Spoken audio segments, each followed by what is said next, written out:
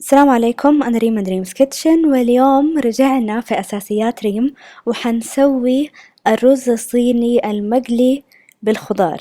هو الأساس لكل الأرزاق الصينية الباقية اللي نحط فيها جمبري، لحمة، دجاج، أي شيء. عشان نعرف كيف نسويه خلونا نروح المقادير.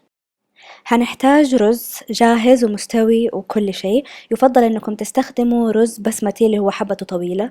انا استخدمت الرز المصري او الرز سان وايت، مو مرة عجبني طعمه في الرز الصيني. الرز البسمتي حياخد الطعم بطريقة احلى وحيطلع طعم الرز الصيني فيه احلى. عشان تعرفوا او لو حابين تعرفوا كيف تسووا الرز الابيض بطريقة كويسة، حسيب لكم رابط طريقة سويت فيها الرز في اساسيات ريم.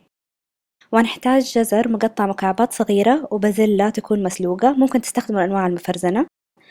وحنحتاج بيض وبصل مفروم خشن وبصل أخضر مفروم، توم مهروس، صويا صوص مالحة، زبدة غير مملحة، زيت سمسم، وآخر شي ملح وفلفل أسود. ودحين نروح لطريقة التحضير.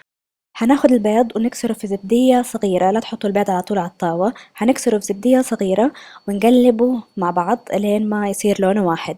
بعد كده هناخد طاوة نسخنها ونحط عليها الزبدة لين ما تدوب. لما الزبدة تدوب تماما هنضيف البيض. أول ما نضيف البيض هنوطي درجة الحرارة، هنخليها هادية ونقلبه بطريقة يعني خفيفة لين ما يبدأ يستوي. ما نبغى يكون مرة جامد، لا، استوى يعني أول ما يبدأ يستوي خلاص نشيله من على النار.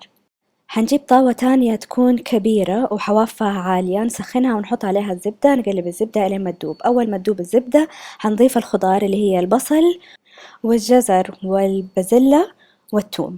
بعدها حنقلبهم مع بعض شوية على النار. بعد ما نقلبهم بس شوية كده يمكن دقيقة، حنملحهم ونحط عليهم فلفل أسود. بعدها حنفضل نقلبهم تقريبا 5 دقايق على نار متوسطة لعالية إلين ما بس يبدأوا يصيروا طريين. لما يصيروا طريين حنضيف زبدة مرة تانية، حنضيف مكعب الزبدة اللي عندنا أو كمية الزبدة اللي عندنا، نقلبها إلين ما تدوب. بعد ما تدوب الزبدة حنعلي درجة الحرارة، حنخليها عالية ونضيف الرز الأبيض. لما نضيف الرز الأبيض حنقلبه إلين ما ينخلط مظبوط بكل كمية الخضار اللي عندنا. حنقلبه تقريبا 3 دقايق عشان نبغاه ياخد من الزبدة وينقلي فيها شوية.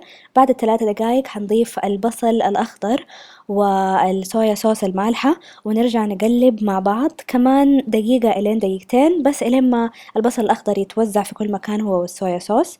وحنضيف آخر شي أو قبل الأخير البيض ونرجع برضو نقلب. انتبهوا الرز لا ينحرق. آخر شي حنضيف زيت السمسم وحنطفي النار على طول. بعدها نقلبه وما في نار، وكده حنكون خلصنا. وبكده حنكون خلصنا فيديو اليوم، إن شاء الله يكون عجبكم. لا تنسوا لما تجربوا الرز الصيني بالخضار تصوروه تبعتولي هو على انستغرام. كل الروابط حق السوشيال ميديا حتلاقوها في صندوق الوصف تحت الفيديو، والمقادير حتلاقوها مكتوبة مظبوط في المدونة فين حتلاقوها برضو في صندوق الوصف أو في الانفورميشن كارد اللي في زاوية الشاشة من على اليمين.